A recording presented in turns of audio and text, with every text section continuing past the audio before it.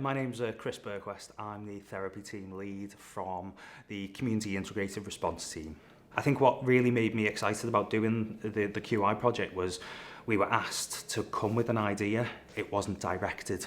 So I'm full of ideas, so I love anything like that, so I just had to do it.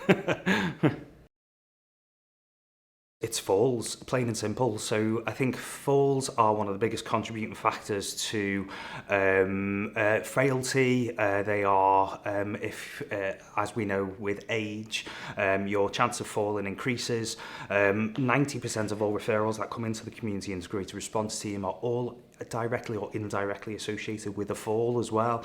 So what we needed to do was we needed to try and capture the best way of preventing falls. So what we do is we see revolving doors of people that have had frequent fallers come into the system. We know those patients are going to fall. We've tried where possible to reduce those falls.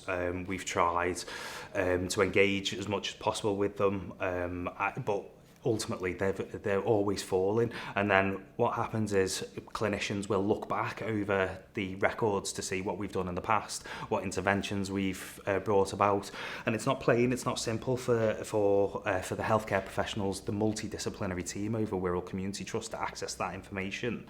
And also as well for the patient, they're getting asked the same questions multiple times. So from their perspective, if they're a frequent flyer, they're thinking, I know what you're going to say, I know what you're going to ask me. Actually, this is my choice, this is my life, you're in my house, what difference are you going to make right now to me by asking those questions? And there presents the revolving door. So initially, the solution and the QI project focused on devising a falls assessment.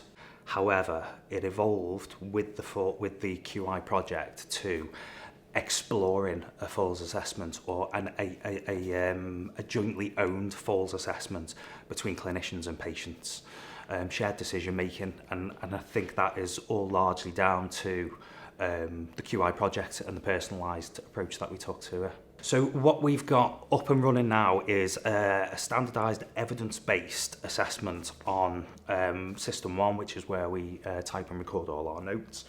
And on there, every single clinician will use that, and it's on what's called a first responder template. So in Community Integrated Response team, and we'll have, whether you're attended by a nurse, a paramedic, occupational therapist, physiotherapist, or our assistant practitioner, the idea is everyone will get the same assessment. And our overall aim is to prevent admission to hospital or prevent going into a social crisis. However, what's happened because of the QI project is it's now evolved. So it's gone from being a standardised assessment where we would go in and we would say, how did you fall? When did you fall? What were you doing when you fell? Were your animals around your feet? Did you have appropriate footwear on? Questions which, with the benefit of hindsight, put the clinician as kind of like the expert. However, what we're doing now is we're saying to people, this is your house, I'm here to give you advice, so how within your life can I make it that little bit better so you don't have any more falls? This is the benefit of my expertise for you. You can choose to take this if you want. Is there anything more that you want from me? And that instantly is seeing people engaging, and we're capturing that on System 1, but equally as well what's happening is because we're recording it in one place, we're able to produce the data. So if we've got multiple fallers and they're coming back into our team again and we're going out to them, we don't have to ask the questions again.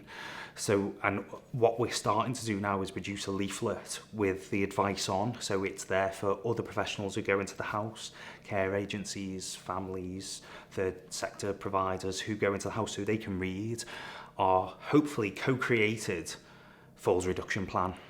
So then what we're ultimately trying to do is get buy-in from the patient to what we're saying, so it's not seen as advice, it's seen as, okay, this is what you live and breathe, hopefully, to prevent your falls.